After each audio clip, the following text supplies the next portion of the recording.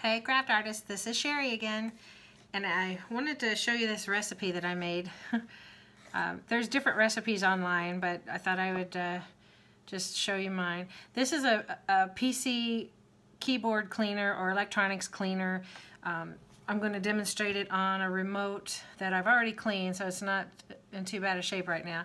But just to give you an idea how cool this stuff is, it is like this jelly consistency, like oh, what's that stuff we used to play with? Not Play-Doh, but silly putty. That's the word I'm thinking of. So this is kind of getting away from me here a little bit. So I don't suggest you let it fall on your paper towel because that's where it's wanting to go. It's like the Blob. Stephen King would be proud. Anyway, you make this blob, and it feels pretty weird, but then you just put it on your remote control, your laptop keyboard or your regular keyboard, whatever, and press down in there, and it forms around the little keys and it pulls the gunk out of them. So I made this because my mother likes to eat at her computer, and she's got some crumbs down in there that I need to tend to. So I'm telling on her a little bit, but you know, not to tell on myself, but you know, my keyboard was looking pretty bad too on my laptop. So anyway, that's what this goop is.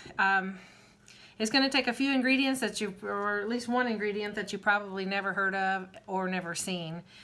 But it's something that I had laying around, and I'm like, ooh, I can make this stuff. I was going to order it online.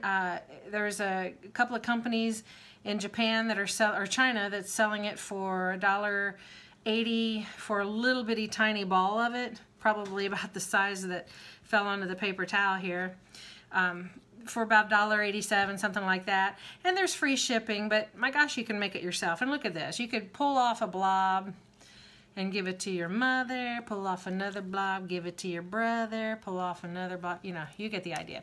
So anyway, I've got one of these old Jiffy jars that the Puff marshmallow cream jar, it's glass, so it blobs in there. I'm obsessed with this stuff. Well, you probably want to let it blob all together so you're not making a big mess. But anyway, it'll form down in the jar, and then you put the airtight lid on, and you're good to go. And of course, you want to label it. You don't want anybody to eat it because it can kind of look yummy depending on the food coloring that you use. So this stuff, I don't know what you want to call it, cleaning slime, I don't know. But the odd thing that you're going to need to buy is the Borax. It's Mule Borax. It is a it's not boric acid like you kill cockroaches with. It's kind of a laundry enhancer, a laundry detergent enhancer. So it's called Mule Borax. So get a quarter cup of that and 1 cup of water. So a quarter cup of borax and 1 cup of water, and mix that in a plastic cup separate. And then in a separate plastic cup, you're going to mix about a half a cup of water and about 5 ounces of Elmer's glue. My father was obsessed with Elmer's glue, and anytime the school sales would start up, the glue would be extremely inexpensive, and he would just hoard it. He would buy hundreds of it. And I lost my daddy in 2010, and he had left behind many, many bottles of glue that I inherited. So thank you, Dad, for that. So anyway, and then a couple of drops of food coloring. I used red and it turned out pink. You can use any color you want.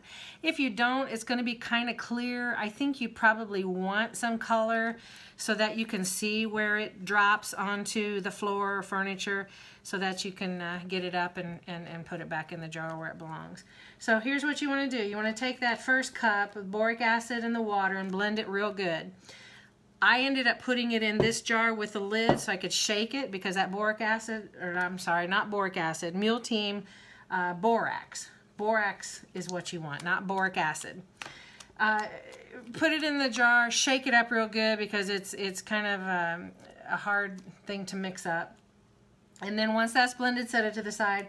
Then your water and your 5 ounces of glue, you mix that up real good, and put the food coloring in with the glue. And then when you have both of them mixed up, add them both together. And once you start adding them together, it's going to start making this blob, and just keep stirring and stirring and stirring. Then you can pull it out and start mushing it with your hands. And there's going to be some water that's going to come out of that. You know, just I let mine go down the drain. It didn't have any glue in it because it's all blobbed up in here. And once you got it mixed all together, just dump the water out and wash it, and you're going to keep it in this airtight jar. I made this yesterday. It's still pretty wet. I think it's going to stay wet. And you don't rinse it off or add water to it, because when you go to clean your electronic, it absorbs the funk that's inside the little areas. So you don't need to rinse this off, you know, and if you hold it in your hand too long, it's going to absorb your hands. So, you know, I know, just keep playing with it and it won't stick to you. But yeah, that's it. And the food coloring, of course, you choose any color you want. I did end up having to put a little bit of extra borax in here because I thought it was a little too wet. And if you can see it up close here, you can kind of see that there's some borax crumbs. That isn't affecting this at all. I mean, it's still pretty funky and, you know, to play with. I don't know that I would let children or pets around this stuff, so keep it up. But anyway, there you go. Plop it in your jar. Put the lid on, keep it airtight, and there you go. It'll sit there and start forming into the jar. Now, you don't want to lay this on your keyboard and walk away from it, because it will mold down in there. And there's going to be some specks that you may not be able to get off, like you see on my hand here.